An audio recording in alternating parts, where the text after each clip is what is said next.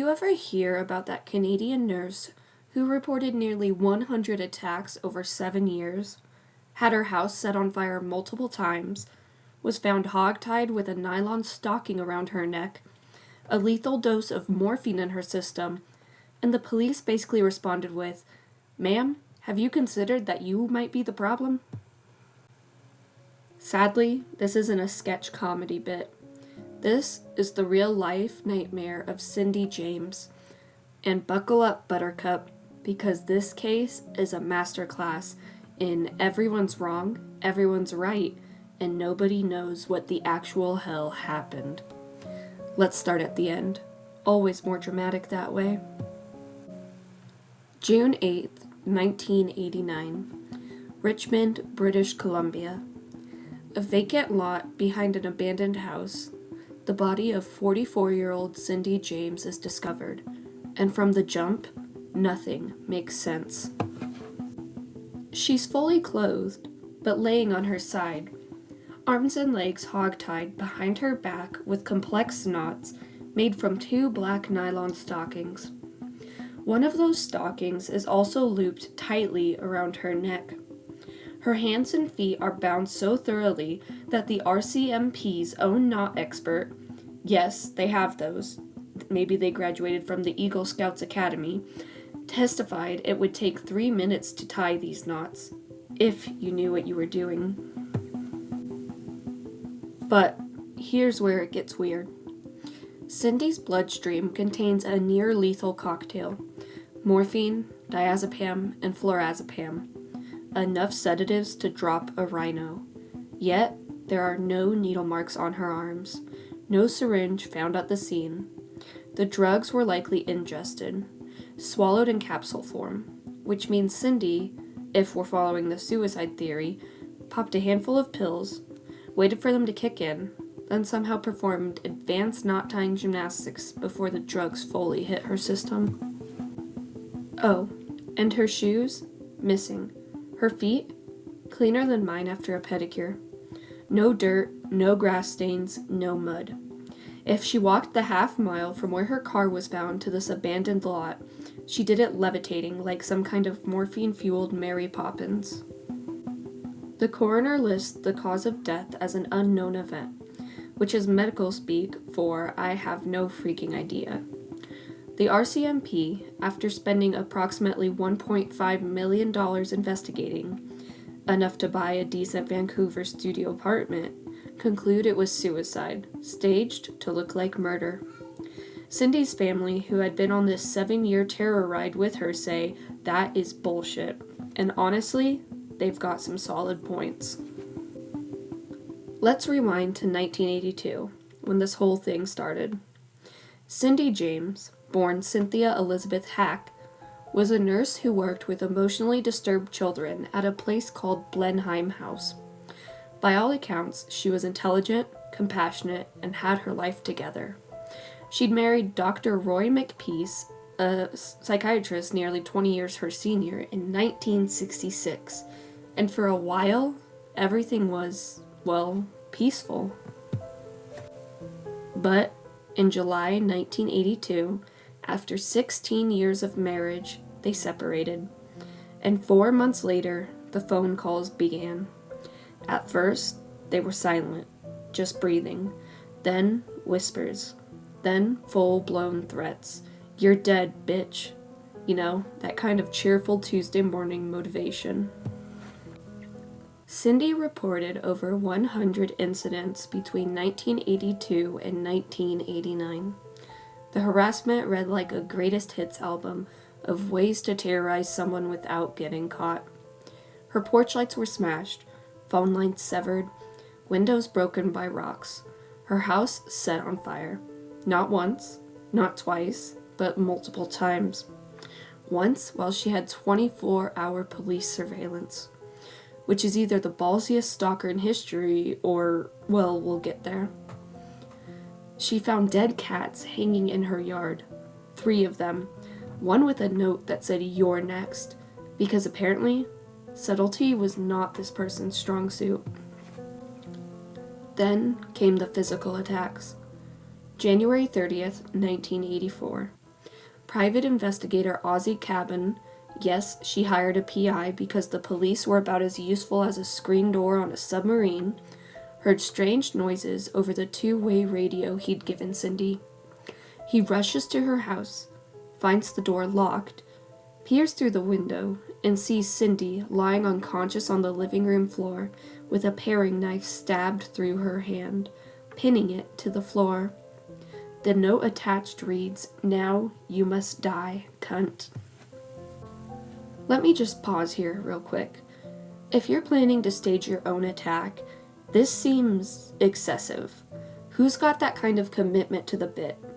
Most people can't even stick to a New Year's resolution, but we're supposed to believe Cindy stabbed herself through the hand with a kitchen knife?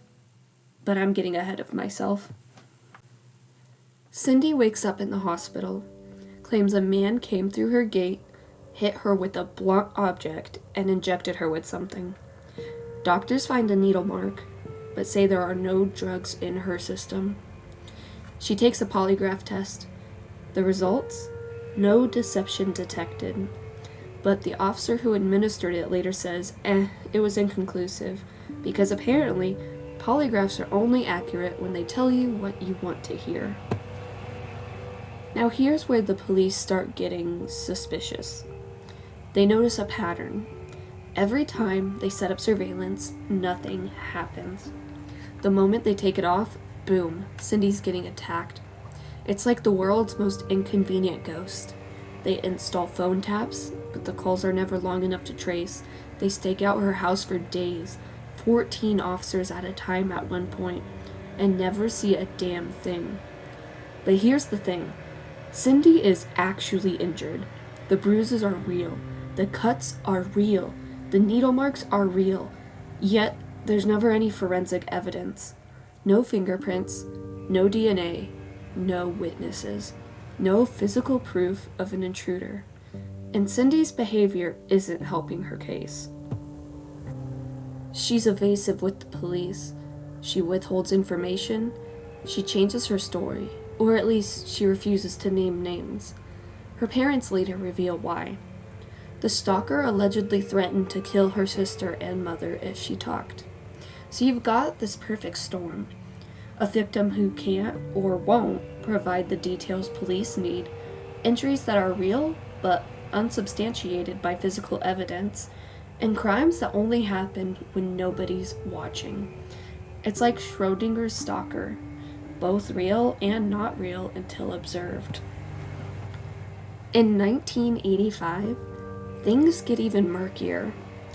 On December 11th, Cindy is found in a ditch 6 miles from her home, semi-conscious, wearing a man's work boot and glove with a nylon stocking around her neck and needle marks on her arm. It's December in Canada, which means it's absolutely freezing, and she's suffering from hypothermia. She has no memory of what happened. A hospital receptionist later tells police that a man with an accent called asking about security protocols while Cindy was being treated. When they play the audio of her ex-husband, Dr. McPeace's voice, the receptionist says, "Yeah, that sounds like the guy." But here's the twist. Cindy, under hypnosis, accuses Makepeace of murdering 2 people with an axe in 1981. She claims she witnessed it. Her sister, Melanie, who was supposedly there, remembers nothing. The police bring Makepeace in for a recorded call with Cindy. He denies everything, calls her insane, says she's living in an enormous revenge fantasy. The RCMP puts them both under 24-hour surveillance for a week. Nothing happens. Psychologist Dr. Anthony Marcus, brought in to evaluate Cindy, offers his professional opinion. Dissociative identity disorder, stemming from childhood trauma. He believes she's orchestrating these attacks on herself unconsciously as a coping mechanism. Cindy's mother, Tilly, tells a different story to Unsolved Mysteries. Cindy told me that after she was attacked, the knife was held at her throat, and she was told that if you talk, your sister will be next, and then your mother. So just keep quiet. Don't tell anything. So who's right? Is Cindy a master manipulator suffering from a severe personality disorder? Or is she a terrified woman being systematically gaslit by both her stalker and the police, who are supposed to protect her? Let's talk about the fire, because this is where the case goes from weird to someone called David Lynch. April 1986. Cindy has been staying with her friends, Agnes and Tom Woodcock, because she's terrified to be alone. One night, Tom is at the house when the basement catches fire. He tries to call 911, but the phone lines are cut again. He runs outside to get a neighbor, sees a man standing on the curb, just staring at the house, and asks him to call for help. The guy runs away. The police investigate and find something disturbing. No dust or fingerprints disturbed on the windowsill, but the fire was clearly set from inside the house. Someone would have had to climb through that window, yet it's pristine. Reporter Neil Hall, who would later write The Deaths of Cindy James, says there was no dust or fingerprints disturbed on the outside of the windowsill, but somebody set the fires from inside the home. But Cindy had been staying with the Woodcocks, so if she set the fire, she would have had to sneak through the house without being detected, set a fire, and then go back to her room without being detected. A detective looking into the fire later says he thinks Cindy did it herself, but Tom Woodcock swears he saw a man. The same man, perhaps, who had been terrorizing her for 4 years. Or was it all a performance? This is the problem with the Cindy James case. Every piece of evidence has a twin that contradicts it. The threatening letters, different handwriting. The phone calls, too short to trace. The physical attacks, real injuries, no suspects. The fires, no evidence of entry. The dead cats, no witnesses. The knife through her hand. I mean, come on, who does that to themselves? But then you have Cindy's behavior.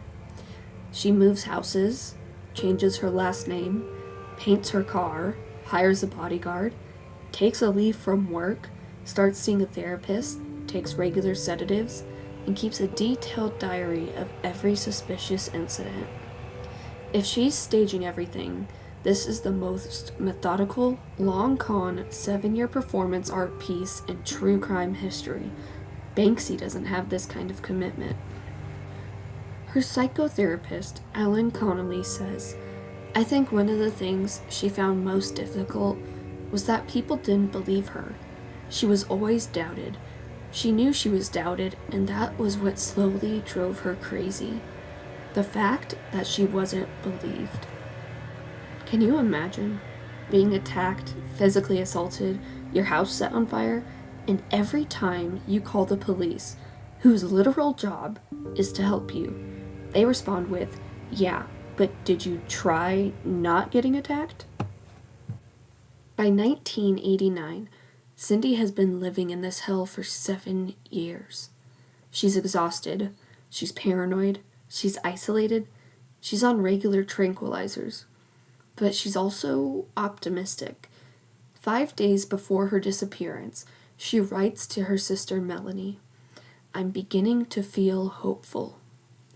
On May 25th, 1989, Cindy arranges to meet Agnes and Tom Woodcock for a bridge game at her house. She knows they're coming over at 10 p.m. She has groceries in her car. Her hospital parking pass is on the dashboard. The heater is on defrost. The cassette player has a Herb Alpert tape in it. She never makes it home. Agnes and Tom arrive, knock, no answer. Her car is missing. They wait, they check with her tenant, Richard Johnston, a life insurance salesman who'd moved into the basement because Cindy thought having someone else around would make her safer. He doesn't know where she is. They go home and call the police. The next morning, Cindy's car is found at the Blundell Center, a strip mall about a mile from her house. There's blood smeared on the driver's door. Her purse is under the vehicle, groceries scattered next to it. Her wallet still has cash in it, so not a robbery.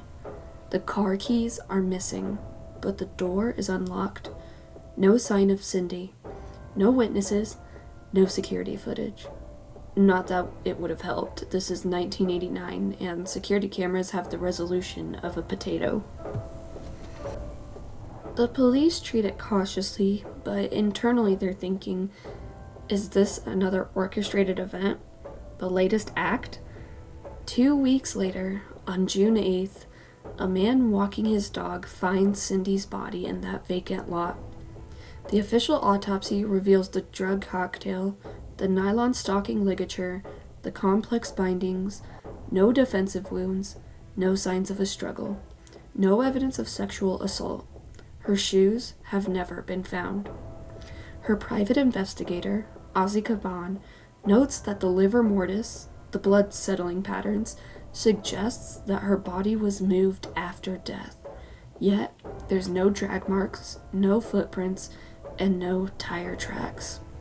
It's a locked room mystery, except the room is a vacant lot in suburban Vancouver.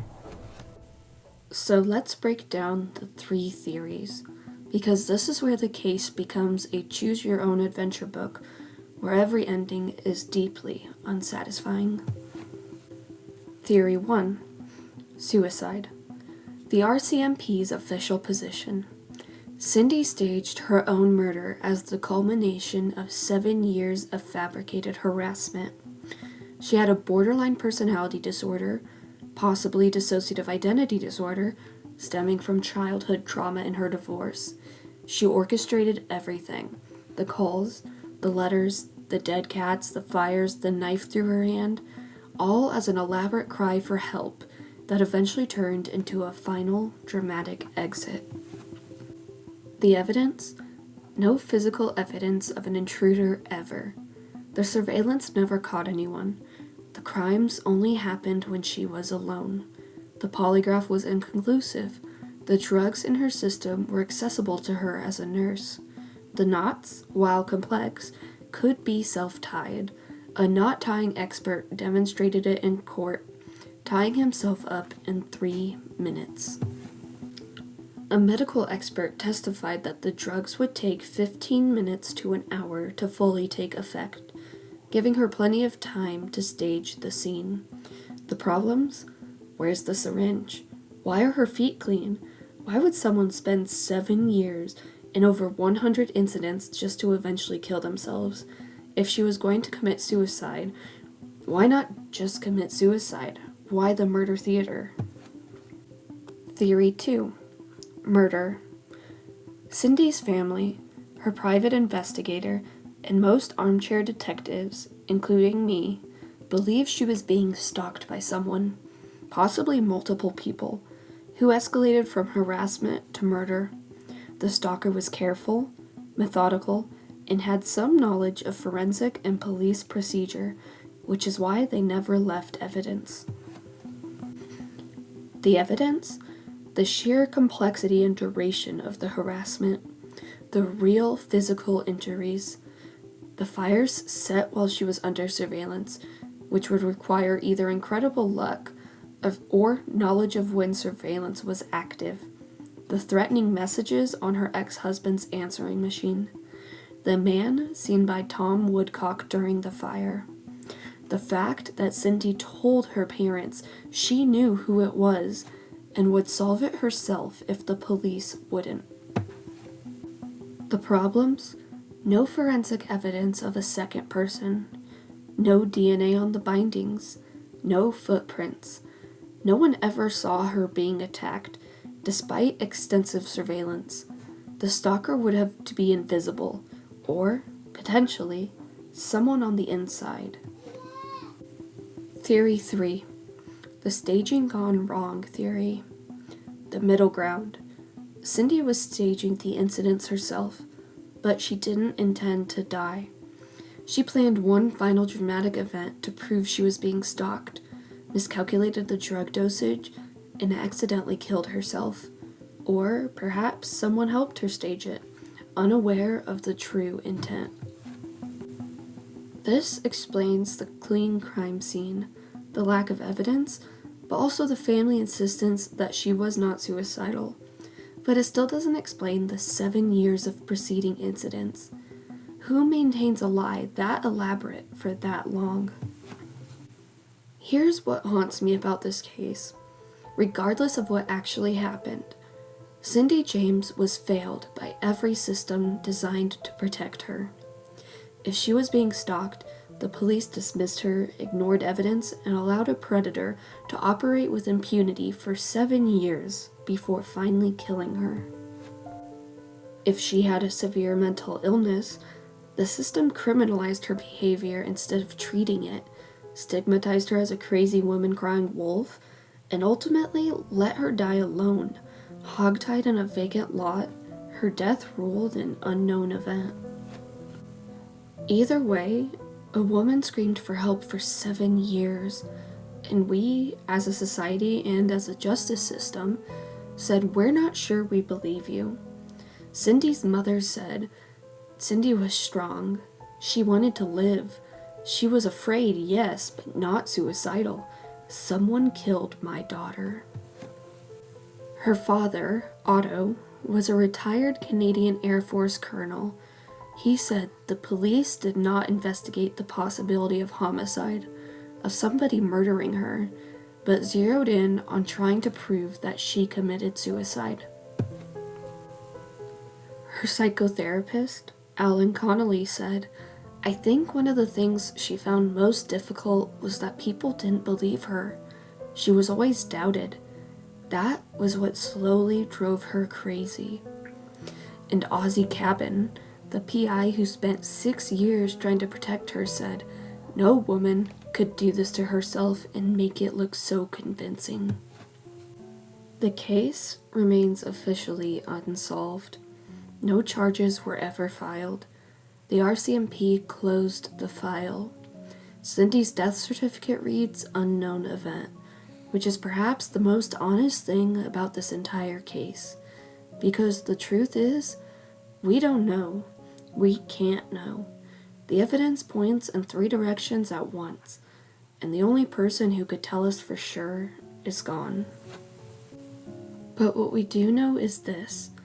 Cindy James lived in terror for 7 years. Whether that terror came from an external stalker or from her own mind, it was real to her. It was devastating, and ended in a death so bizarre that 35 years later, we're still trying to understand it. And that, my friends, is the story of Cindy James, a woman who was either the victim of the most elaborate, evidence-free murder in Canadian history, or the architect of the most complex, self-destructive delusion ever documented. Either way, she deserved better than she got.